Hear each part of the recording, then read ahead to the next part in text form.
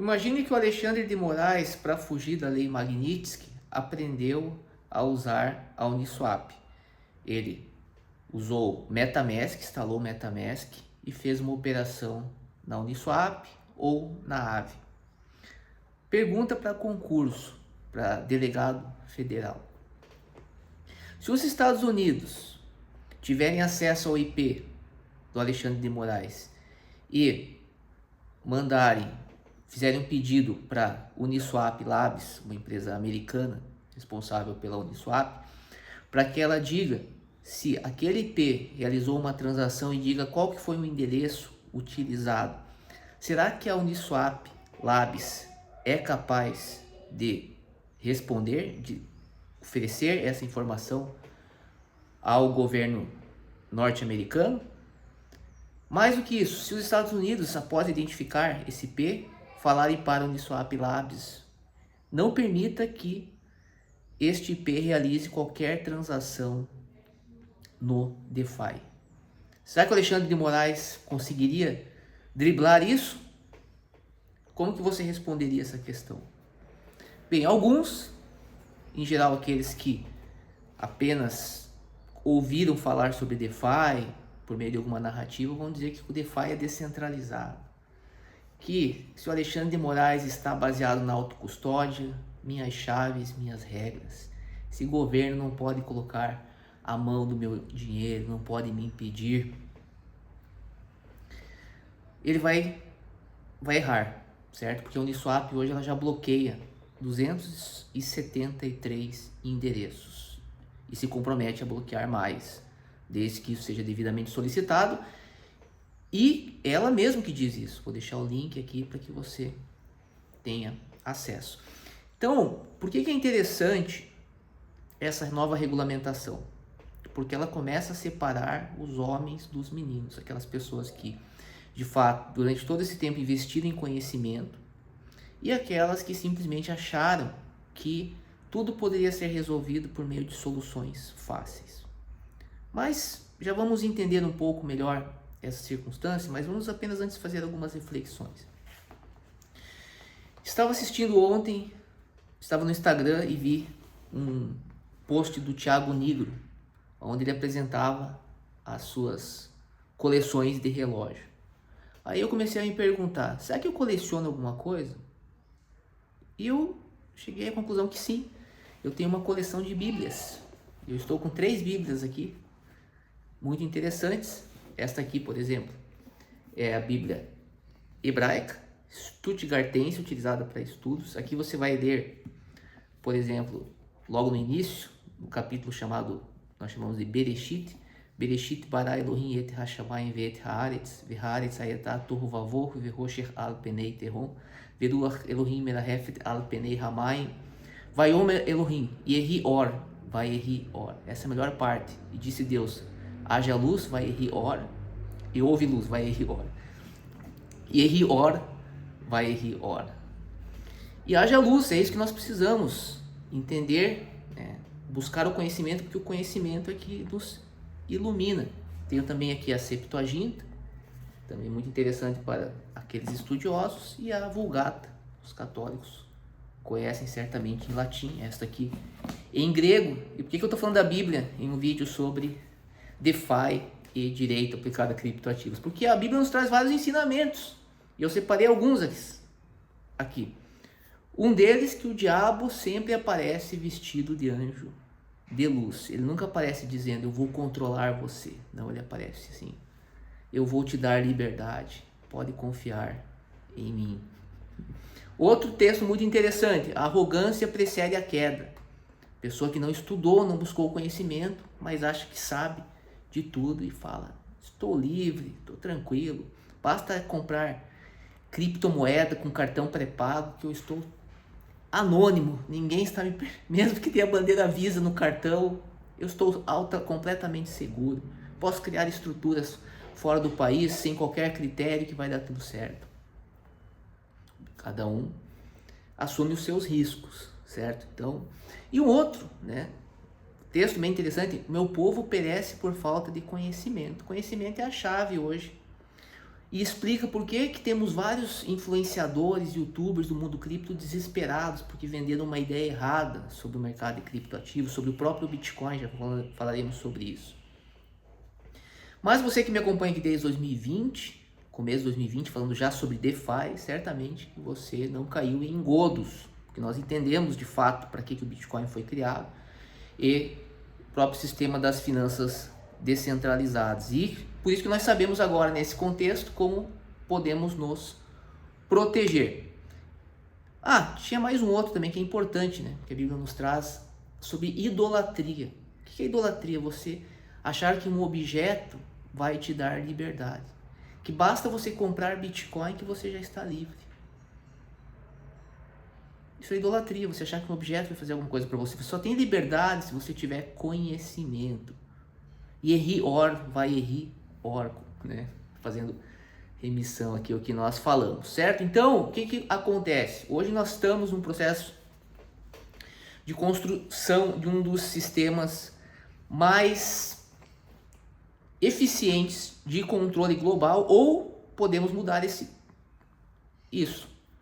Um dos sistemas mais eficientes de compliance para as finanças globais. É o sistema das finanças descentralizadas e o próprio Bitcoin, certo? O Bitcoin, na introdução do white paper, não se fala absolutamente nada sobre privacidade. Fala-se sobre um problema do comércio eletrônico, de ser inviabilizado micropagamentos, dados os custos de transação, haja vista a impossibilidade de ser realizado no sistema tradicional, transações irreversíveis. Então, a partir do Bitcoin, depois com o Ethereum, nós passamos a ter a possibilidade de criar um sistema totalmente automatizado e 100% de acordo com as normas. E eu vou deixar uma cronologia aqui. Os grandes órgãos, muitos, obviamente, essas discussões já estão no âmbito do Fórum Econômico Mundial há muito tempo. E você já está tendo basicamente uma sincronização, certo? Em termos de regulamentação. O que o Banco Central está fazendo agora não é nada que ele tirou da cartola. A chamada Travel Rule, né, a Travel regra, né, de viagem, onde você deve ter o controle absoluto sobre as entradas e saídas, sobre quem é responsável por um determinado endereço no âmbito do mercado de criptoativos, é uma determinação do Financial Action Task Force, certo? Se você não sabe, o conceito que nós temos hoje de ativo virtual, do artigo 3º da Lei 14.478 de 2022, não foi criado pelo Banco Central, certo? A representação digital de valor que pode ser utilizada como meio de pagamento, investimento, que pode ser transferida por meios eletrônicos. Isso está ipsis literis no Financial Action Task Force. O Brasil apenas copiou, importou isso, eu critiquei muito isso, foi uma importação de forma crítica que foi feita na Lei 14.478 de 2022, enquanto que o marketing criptoassets já não, trouxe um conceito de criptoativo, etc. O que está sendo feito agora? Agora, tanto a Receita na Decrypto, quanto o próprio Banco Central passaram a utilizar conceitos fazendo referência à legislação da União Europeia, como Asset Referenced Tokens, então fala-se ativos referenciados em moeda fiduciária. Aí vai lá o advogado, quando eu falei que o Banco Central proibiu que as prestadoras de serviços de ativos virtuais negociem stablecoins algorítmicas, ele vai lá achando que vai achar stablecoin algorítmica, né? E lê a resolução, aí fala que não encontrou. Claro que não encontrou, obviamente que não encontrou. Uma coisa é o conceito técnico, o conceito do mercado, outra coisa é o conceito jurídico. Embora o Banco Central ele fale em stablecoin, quando ele faz a definição de ativos referenciados em moeda fiduciária, ele coloca entre parênteses porque o regulador busca conceitos mais inespecíficos justamente para poder abranger o maior espectro de possibilidades, ainda mais o Banco Central do Brasil, né? O Brasil, especializado em jeitinho, ele sabe que as pessoas vão tentar sempre dar um jeitinho. Tem aquela história, né? Mas as pessoas, a arrogância precede a queda, elas acham que elas entendem mais que o Banco Central e até que podem entender mais a legislação sem ser advogado. E quem é advogado, às vezes não é especializado no tema, acho que pode saber mais do que o advogado que estuda há anos apenas aquilo, que se dedica apenas àquele tema. Aí vai procurar lá stablecoin algoritmo. Claro que não vai utilizar, né? Nós deduzimos isso, que já foi inclusive dito pelo próprio Banco Central de forma expressa na coletiva, porque nem a coletiva esses advogados tiveram a capacidade de ver, que é uma combinação de artigos onde se deduz que stablecoins algorítmicas não podem ser negociadas por prestadores de serviços de ativos virtuais. Tá? Assim como o uso de ferramentas de anonimização, incluindo bots. Tá? Mas esse é assunto para outra questão. Então, o que eu estou falando para você aqui? Que nós estamos diante do maior sistema de controle ou maior sistema de compliance. Qual que é a diferença entre controle global e compliance global? O ânimo de quem está no poder, certo? Se a pessoa que se tem o ânimo de controle, ela vai controlar porque ela tem a ferramenta. Se ela não tem esse ânimo, teremos a melhor ferramenta do mundo. Se os governos forem todos bonzinhos, se o Estado for todo composto por anjos, nós estamos no melhor sistema global que já podiam construir, porque ninguém mais vai cometer crime, o Estado não vai utilizar isso para reprimir adversários políticos, certo? Então, por isso que quando nós estudamos direito constitucional, nós aprendemos que o Estado ele não pode ter poder absoluto.